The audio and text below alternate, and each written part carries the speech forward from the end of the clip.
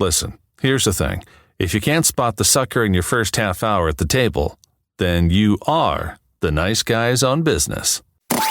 Need an education on how to grow your business? The nice guys are here to help. Learn about great customer service, networking, and how just being nice can help you prosper. Now, here are your hosts, Doug Sandler and Strickland Bonner. My name is Strickland Bonner. On the other side of the microphone, Mr. Doug Sandler. And the reason I'm speaking really quickly is our guest today, Mr. Peter Shankman. He is an expert on business, but also the ADD and ADHD brain, which I definitely fall into. And this is how I think when I am really thinking about things like this really quickly. You do. And what's really cool about that is that you actually can speak quickly, too. My tongue gets tied. I cannot speak. I'm not very good at the world of quick speak. Mm-hmm. The whole thing is like, it is so ADD because you got to have that focus, right? Like if I'm not really sure what I'm going to say, I have a problem speaking quickly. But man, if I can get into my head, okay, this is where I'm going, man, it's done. It's gone. I met Peter through Ryan Ayers, who was another guest. He has a Focus 53, I think is the name of his podcast. Mm-hmm. But I met Peter through Ryan because Ryan actually sent me a copy of Peter's book, Zombie Loyalist. Now, this is a game-changing kind of book, using great customer service to create rabid fans. Great book because it's so easy to read. It's a big book. I mean, literally, it is a big book. Physically large. But it's a quick read, and it's really fun. There are a lot of great stories in it about how to build your community, how to create customers for your business that are so loyal that they would be willing to do anything. They would go out of their way to send customers to you and to do more business with you.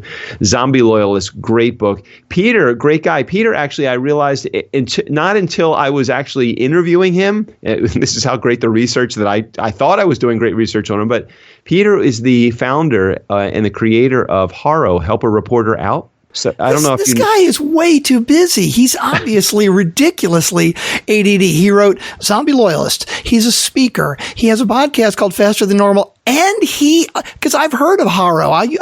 We've thought about using it before. Yeah, he really is a very successful guy, which led me to believe, why didn't he want to come on our show? No, I think maybe he might have done a little, I'm hoping he did a little research on it. Or you know what? I think his mentality is, I'm going to give you a shot. That is his mentality. And I think he talks about that. I did the interview a few weeks ago. And if I'm remembering the interview correctly, he actually says, I'm going to give you the benefit of the doubt. I'm going to give you a shot, and I'm going to give you that initial meeting. Now, it's up to you whether you screw that up or not, Doug. But I didn't screw it up. I didn't. We came to the conclusion that customer service, he reached this conclusion a long time ago, and I certainly confirmed it through my conversation with him, is that customer service is everything when it comes to building your business. And I'm not talking about a customer service department. I'm talking about the business of customer service within your organization, that you have to be amazing. You have to so wow your customers that they want to come back over and over and over again. Man, we started to talk about Peter, and we got into all that tangent, and we didn't even talk about all the fun stuff that our podcast has to offer yet, did we? God, so much. I mean, I just want to talk about Peter more, but I'm sure you're getting into it in the interview. So let's get to our promise statement of the sponsors first.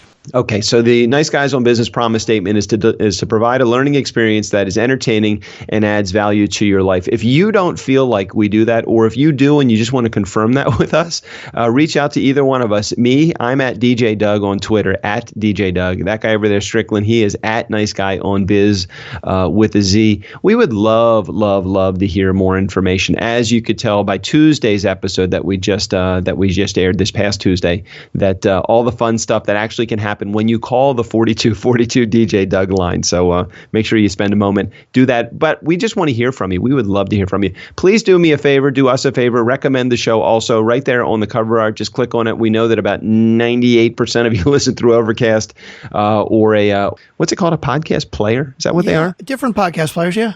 Yeah, but that's okay. Right behind the cover art, if they click on that cover art, there's a recommend button. Just go ahead and recommend that. And while you're doing it, if you haven't recommended the last 3 or 4 episodes, could you just stop this episode for just a moment? You can come right back. I promise it'll be worthwhile. Just pause it just for a second. Go to the previous couple of episodes. Recommend those too. We are doing well this month, the month of October. Strickland Bonner, we are going to have close to 40,000 40,000 downloads. Ridiculous. 40,000 downloads, my brother. That is just incredible. Last week was our busiest week yet. And our podcast is just, we are on fire, and I love it. And thank you, Nice Guy community, for doing such an excellent job. So that's the promise statement and how to reach out to us. And it's all because of you, and we love you guys. It's all because of me? Us, you and me. So many downloads because people are liking us. They really like us, and I love that. This is really good. This is really good. Let's talk about this partnership that we have with, who did we decide that we're talking about? Interview Valet today? Interview Valet. Yes, absolutely. Okay. Mr. Tom Schwab and his team over at Interview Valet, they are amazing. If you are running a business and you're trying to figure out how to get more customers or how to get more attention or how to show that you are the expert in that business, podcast interviews are the best way to go. So if you've never done podcast interviews, or if you haven't done enough of them, or if you've done them and they've really sucked because you haven't really talked very well on them, you need to click the link on our show notes for Interview Valet and ask to talk to Tom, because he can help you soup to nuts. They help you find the right podcast for you. They help teach you how to speak clearly, eloquently, interestingly on the podcast, and they even help with social media to promote it afterwards. And they really do tell you it's not about selling. It's about showing who you really are, the authentic you, the genuine you, the you that's really you, that one, the one that we want to see on our show, the one that everybody wants to have on their show because they're not puking product. Right. That is what Interview Valet will set you up for. So just click on the show notes, and in the partnership area, there is a link to Interview Valet.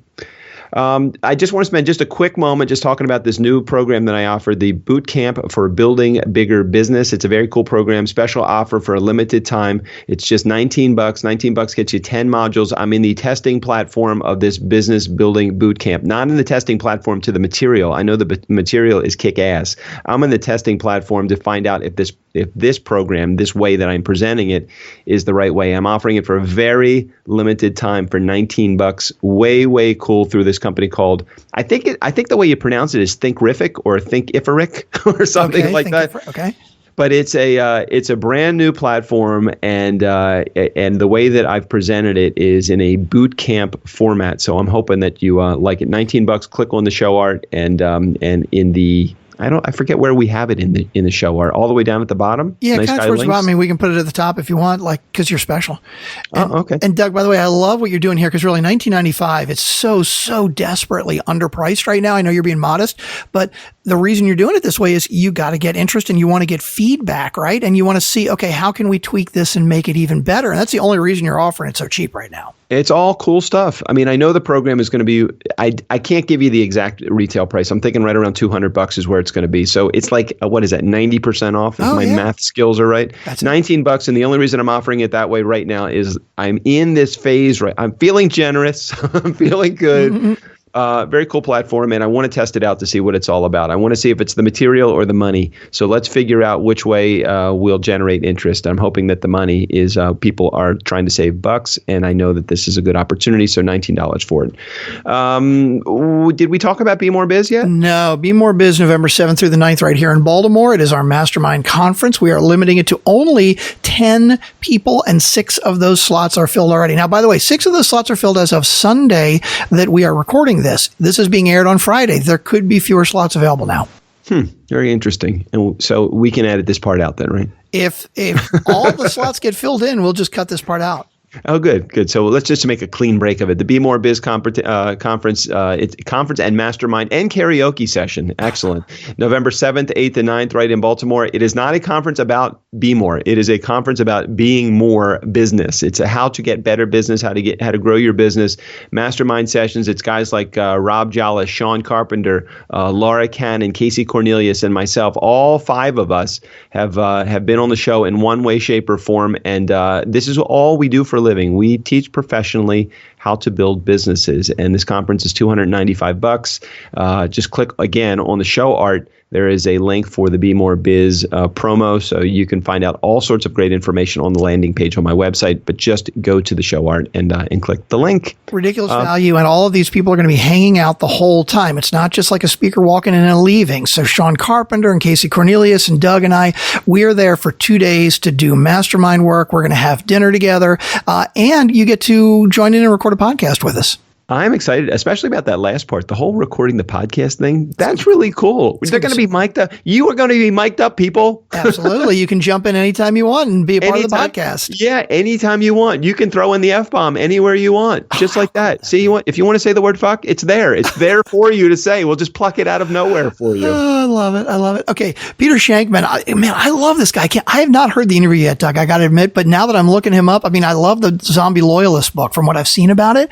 But man, his podcast looks incredibly interesting. I've just subscribed to it, and he is a speaker. He also has a mastermind group called Shankminds. Man, this guy just does it all.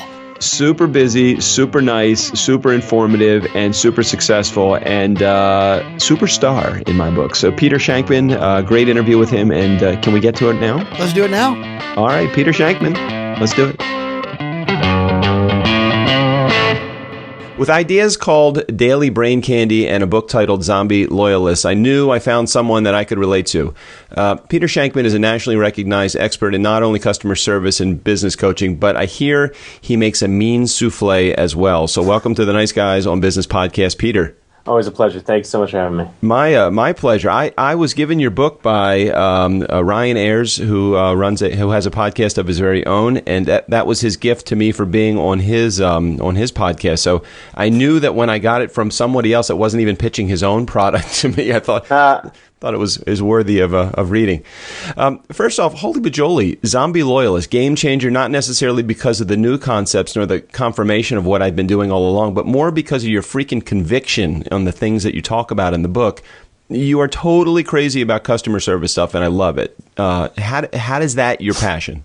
I think that I'm crazy about customer service stuff because it's probably the easiest thing in the world to do, and so very few people do it. At the end of the day, I'm lazy.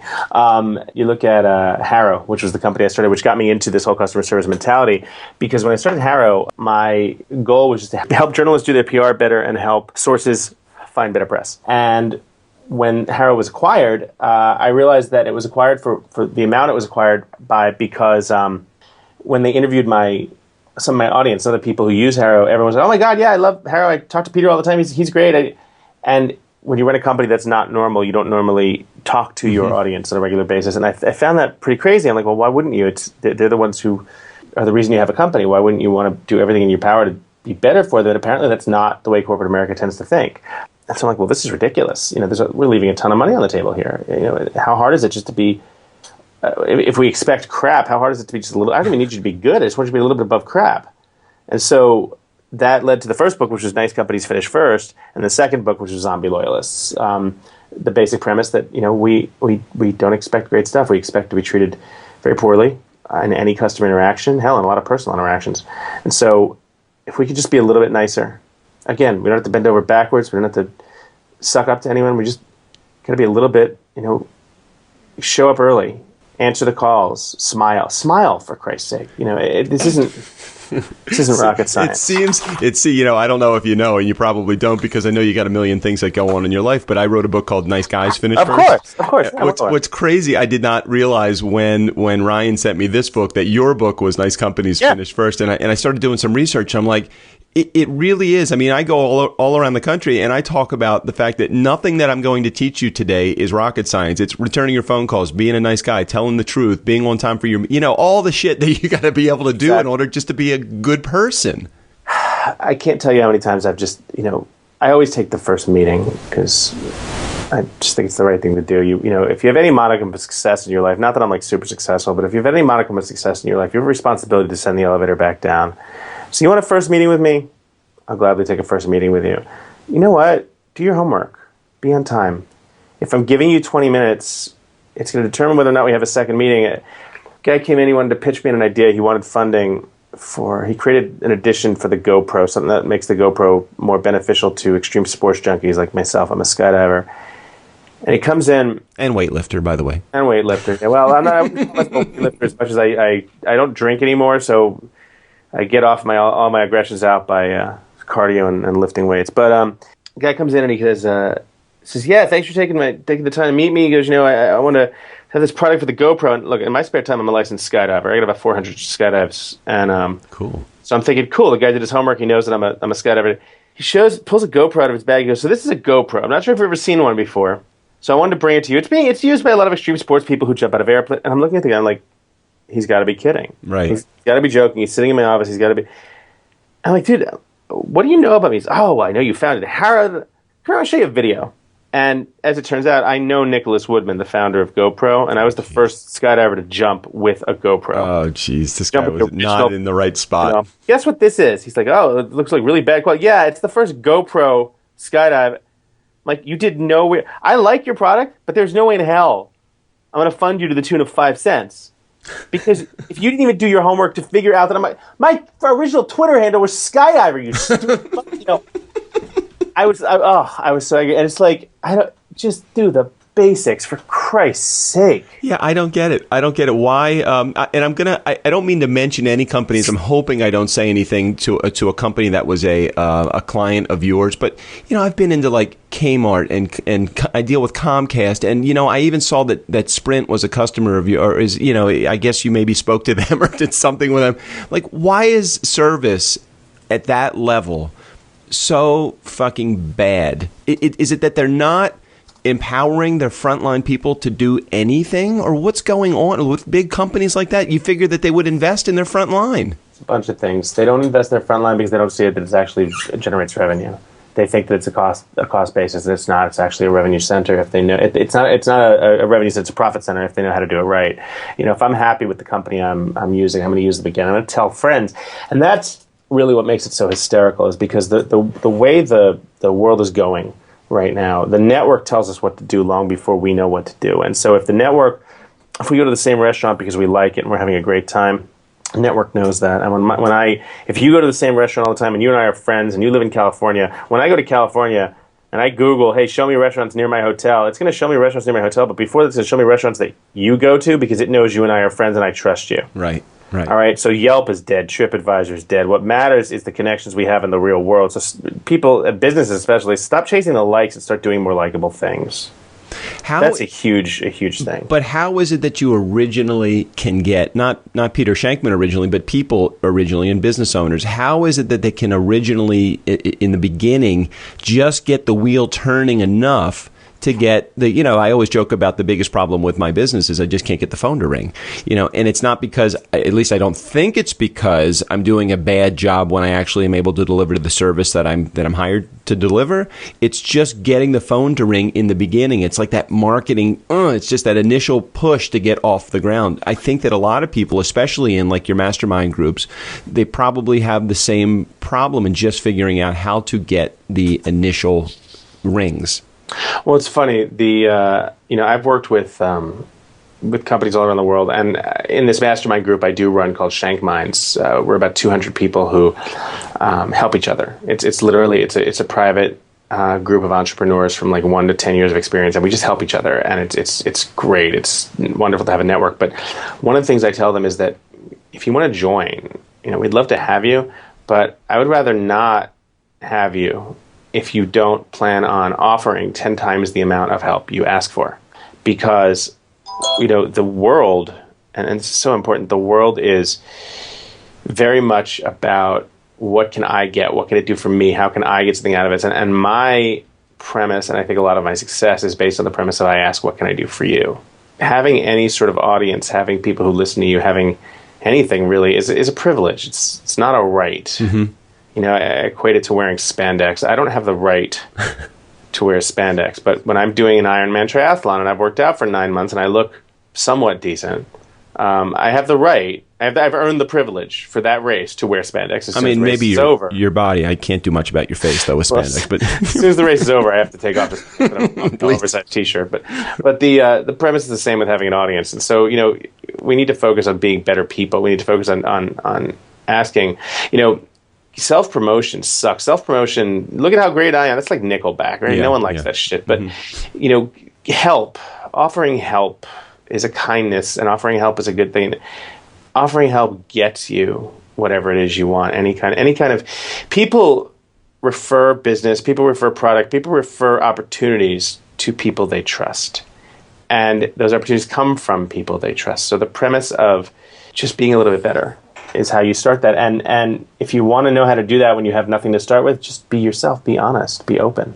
And then when again, maybe it's a variable. It definitely is a variable in my particular case, but it's a variable in everyone's case. Is that when is the ask? When do you, or maybe there is never an ask. Maybe you just wait for it and you're patient and you keep your main gig until the side hustle becomes your. What I find is that the ask comes. Don't look for the ask. The ask will come. The ask will come from people. When someone comes to me and asks me to give a keynote, that's a much, much stronger bite than, hey, I should keynote your conference. Right. I think I'm always concerned with waiting forever for that phone. When it's similar to my mom used to say this to me when I was a kid. She said a lot to me, but one of the things she said was, stop chasing. If you stop chasing the girls, they'll come to you. Stop being desperate. Right. Yeah. Same applies here. Sort of worked, I suppose, but it is the same thing. So talk to me for a moment about, loved your book, Zombie Loyalist, using great service to create rabid fans. And talk about the book for a second. And I know what the book is about based upon the the world of customer service and some of the things that you were just talking about. But how did some of these ideas come to you that are in the book? Is it just through personal experience and saying, this just kind of makes sense that you want to have rabid fans that would do anything for your products and services? Again, it comes down to the fact that, and we talk about this in the book, it's not so much that you have to go out and say, look at how awesome we are. It's doing those little tiny things. There's a company called Vega. They make protein powder, things like that, all natural, vegetarian, vegan. And it's the only vegan thing I actually like. And when you order some, they tend to send you free stuff. Just, hey, we're trying out this new product, thought you might like it. And ask for anything. They don't charge you. They don't say, now order 10 more. They just say, hey, thought you might like this. You buy a lot of stuff from us. Thanks. It's like the simplest, stupidest thing in the free world. And no one does it. Think about, you get all these third parties that are selling at Amazon. I think I bought tumblers. I bought cups for my 3-year-old. Banana slicers. There's a banana slicer on there. Exactly. It's incredible. So you can't give your daughter like beer glasses because she'll break them when she's 3. But, so I have these unbreakable tumbler cups, and they sent me all the cups, and they weren't fine or whatever. And they sent me for 2 weeks. They sent me an email every day saying, "Can you leave us a review? Can you leave us a review?" Not once did they say, "Hey, how are glasses working for you?" The difference there would have been over the moon. Just tell me, show me you care. It's like getting a survey. We care about your opinion, but don't reply to this fucking email. Right? This email, we care about your opinion. This email address is not monitored, so go fuck yourself. It's like, it seriously totally defeats the purpose. I tell this story. United Airlines, and I love United. I'm very loyal. I'm a global services with them. I do about 250,000 miles, 300,000 miles a year with them. Mm-hmm. And they, after every flight, and they treat me really well. I'm one of their top 1% of flyers. After every flight, they send me an email, and they, how was our flight? And of course, it comes from a do not reply address. But the last. And I always say it's fine, no problem. The last line of the email, or it's a survey. The last line of the survey says, on your next flight, tell us what we could do. What can we do better on your next flight? For 285 flights in a row, actually over 300 now, I've said one line, on my next flight, please refer to me as Peter, Lord of the Skies. Now, I don't ever expect them to do that. Right. I really don't, But you know what I'd love? After 300 replies, the same. I'd love to get a phone call one day. Hey, asshole, stop it. Yeah, I get that. We're not going to be doing that, or anything. Just tell me you're listening. Because if you're not listening after 300, what else does that tell me? That tells you that maybe everything else you're doing is just 1% a little disingenuous. And well, you're opening up a doorway. I might not take it tomorrow, but you're opening a crack in a doorway that if a competitor airline tried to say, hey, we want to steal you and we'll give you the same perks and more, I might not go, but I might think twice. So how do we fix something like that? And again, I won't use the big companies that might be in your. I'm treading very carefully because I will definitely F you to the number of companies that I'm sure that you have worked with. I just don't want to do that because I don't want to put you in a bad spot. But there are so many companies that are out there that just, why don't they see it? Why don't they understand when they walk into their own store? And they see poor service. They don't walk into their own store. They don't. They don't. They don't eat their own dog food. They don't do any of that stuff. And you have a CEO sitting in the top of the tower who doesn't get it. And that's a huge problem. The biggest problem I see is that you got people who aren't listening to the front line, right? You got customer service people. I mean, God, I worked in the tech field when I first started my career, and I worked in customer service. Let me tell you something. If there was a problem with the software in customer service and in tech, I knew it about 8 seconds after it became a thing. Okay. Took, 4 days for it to get up to upper management? Yeah. So it's like, let upper management start to listen, let them start to get involved. And it has to come from the top down. You have to get CEOs in there who understand that there's benefit to this happening. I think they want to. I just think that they don't know how to. I think that that's part of the issue is that they don't see, I always talk about email being a huge problem for people on the front line and people in just the staffer position. And they have, 700-800 emails in their inbox. And I say, just keep going up the line until you have that guy that has an empty inbox. Yeah. When you get to that guy, he's the one you need to convince about you have a problem with email management because he does not see that they have an email management problem. So true.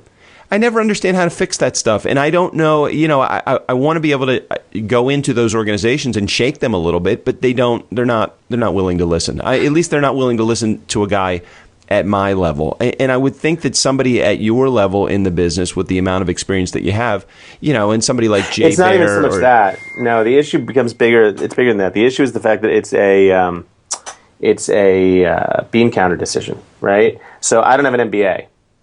Right? They don't take it seriously. And I'm sitting here going, guys, you can make a ton of money here. And here's the stats. Here's everything I've shown you. But, they have a team of finance guys and people. And it's not, a lot of these companies simply don't have the customer people to tell them these kind of stories. And look, it's fine because at the end of the day, they're going to fail.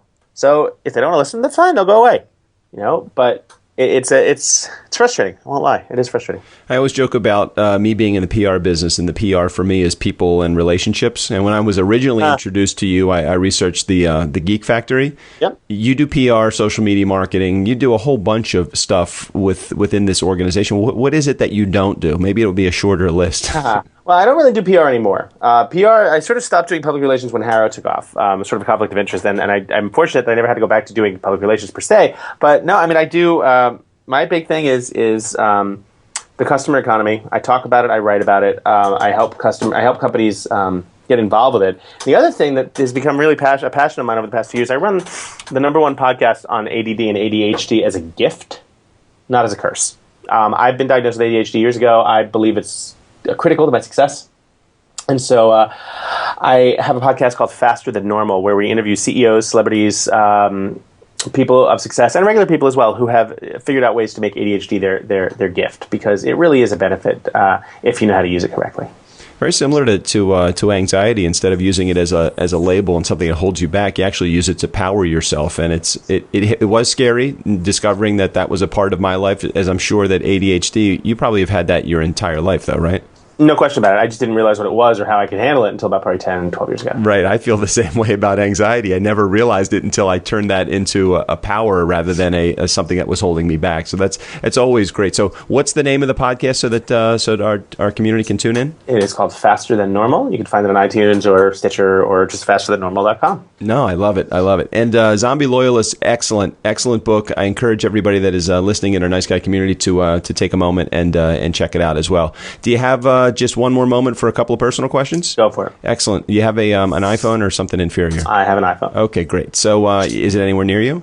It is right here. Perfect. All right. So go to your photo app. What's the last thing you took a picture of?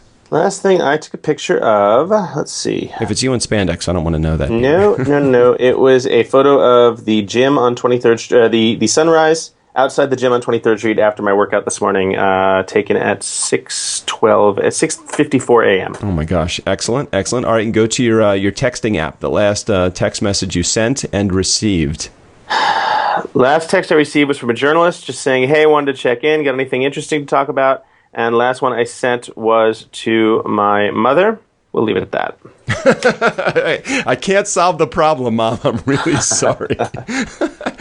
All right, excellent, Peter. Thank you so much for taking time to be on the show today. Any encouraging, wise words of wisdom to the new entrepreneurs that are out there in our community?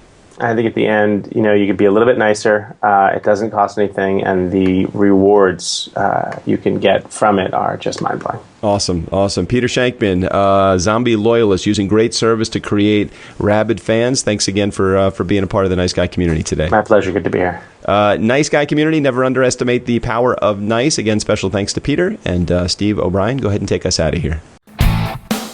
For the Nice Guys on Business, I'm Steve O'Brien. And may the force be with them. They need all the help they can get.